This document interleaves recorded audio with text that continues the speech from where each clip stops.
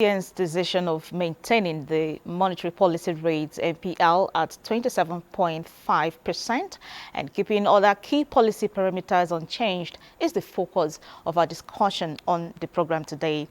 This decision comes at a time when inflation remains a major concern and policymakers are working to sustain economic stability. With macroeconomic indicators showing signs of improvement, the question remains, how will this decision impact businesses, investors, and the general economy? Will keeping the rate unchanged effectively rein in inflation and drive sustainable growth?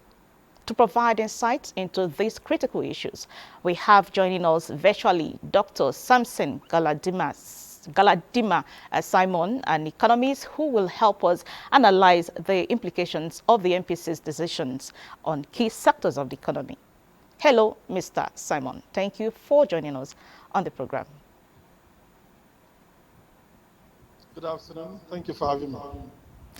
All right, so the MPC has decided to keep the MPL at 27.5%. Did you see this coming, and what does it mean for the economy? Well, we saw this coming, considering the fact, particularly after the new inflation data, the base data that MBS came out with. That gave us the assurances that the possibility of holding would be more likely than less likely. And that's because the central bank has been hiking interest rates aggressively. It has embarked on hawkish stance throughout 2024, aggressively hiking interest rates to the tune of 18.75 percentage points. So that was just too much. And as a central bank, of course, your overarching mandate is price stability. But you have to ensure balance while you're trying to tackle inflation, while you're trying to achieve price stability.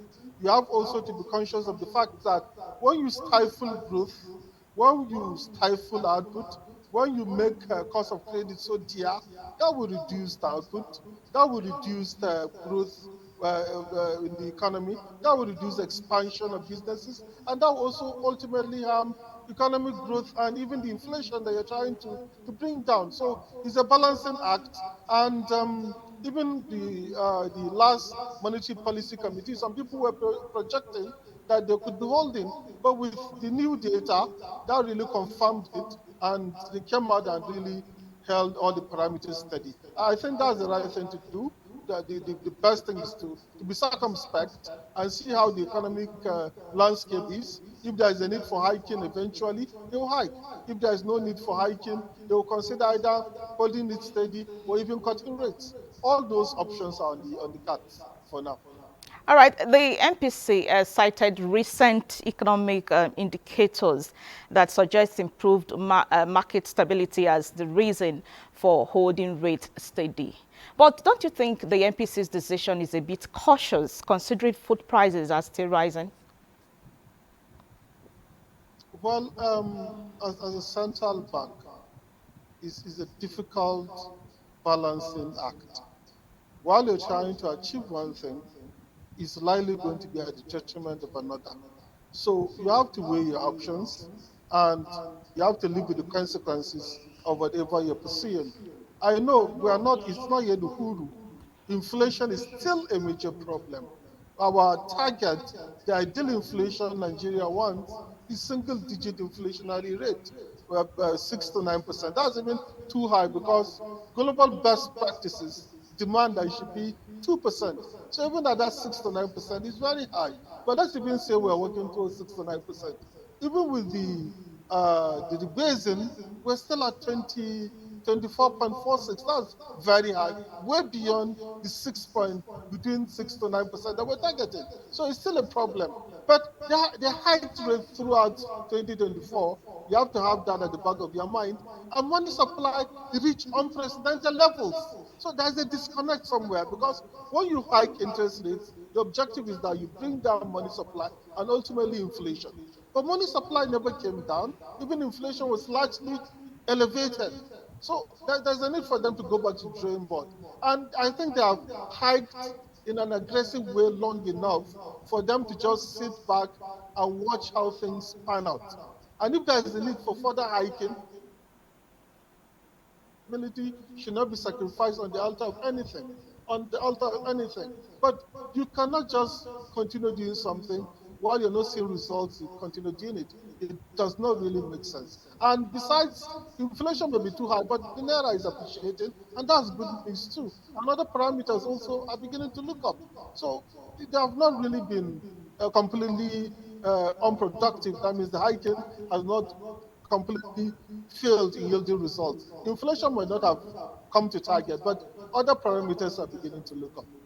So how does the unchanged interest rate affect businesses, particularly small and medium enterprises?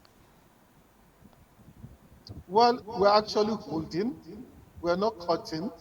I know the holding is significant in the sense that it signals to the market that the authorities, the monetary authorities, are taking a breather.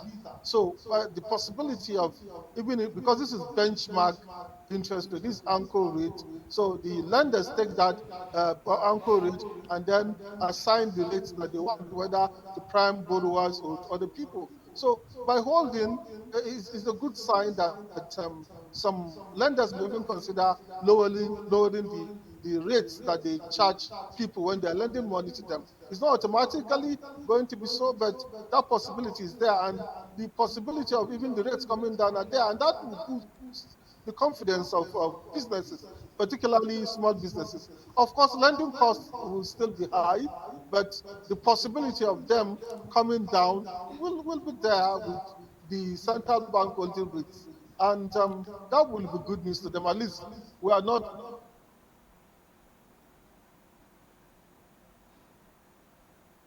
Hello, Dr. Simon, are you there? Hello? Hello, Dr. Simon, continue. Please go ahead. Oh, all right. So I think it's good news for the fact that they don't have to be they don't have to be worried. Small businesses don't have to be worried that interest rates will climb and they have to pay through their nose for all the borrowings they have embarked upon. All right. Manufacturers and business leaders are clamoring for an interest rate cut, citing high borrowing costs that are stifling industrial growth. In fact, as a matter of fact, high interest rates have pushed borrowing costs to as high as 39%, making it difficult for businesses to access credit. How can the CBN balance its inflation control goals with the need to support businesses? Well, like I rightly mentioned, it's a balancing act. And the central bank has one overarching objective: price stability. Any other objective is secondary to that. Any other objective takes backseat to that. While there is a need, that's why you have the fiscal side and the monetary side being the principal ways you tackle economic problems. If the monetary authorities are really concerned, and they have every reason to be concerned about this high inflation, and mind you, high inflation does not only erode the purchasing power of the consumer, it also erodes the purchasing power of businesses. And many businesses go under when there is too much inflation.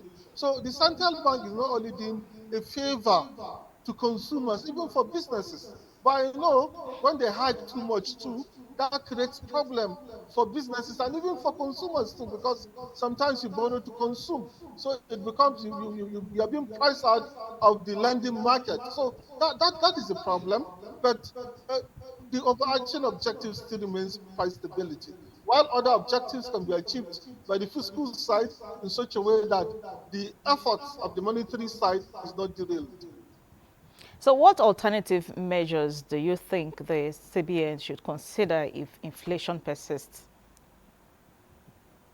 Well, under the last substantive central bank governor, Emefiele, we tried heterodox, unorthodox policies. Sadly, we didn't see the results we wanted. And it's one of the reasons why inflation has become really stubborn now. You remember ways and means, we're printing tens of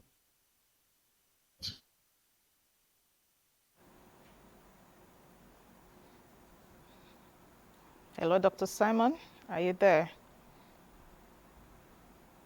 Please go on. Can you hear me? Yeah, We need to please go stick ahead. to orthodox policies.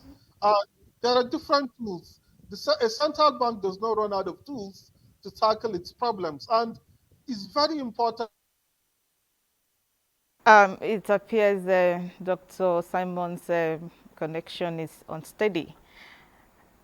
Anyway, a very big thank you to you, Dr. Simon Galadima. Simon, it's always a pleasure having you on the program. Moving on.